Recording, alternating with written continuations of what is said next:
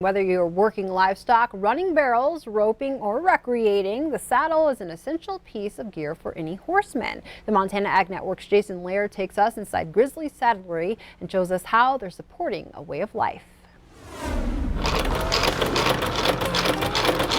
The old original way is still the best. Relatively unchanged for hundreds of years, the art of saddle making is carved into the Montana way of life. There's a lot of large ranches that still use and have to use horses to gather their cattle and work their cattle, and so we still build a lot of our equipment for working cowboys. It all started with an Austrian immigrant by the name of Victor Ario. Following his journey west, he established Victor Ario Saddlery in 1897. The Gray Falls business changed hands in the late 1950s and then again in 1978. But the legacy lives on today through Grizzly Saddlery. Victor Ario kept records of all of the saddles that they ever built, and they have them in a ledger book, and I have that ledger book.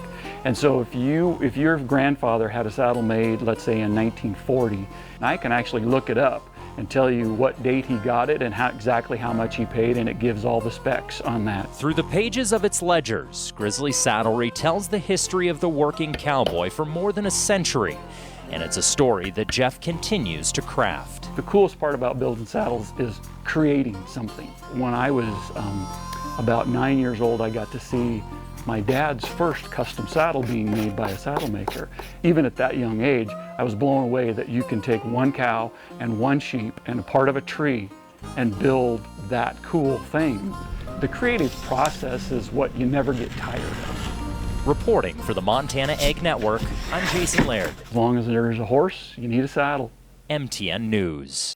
On average, Jeff builds 20 to 30 saddles a year, and in between work, he still finds time to team rope and drag a few calves to the branding fire.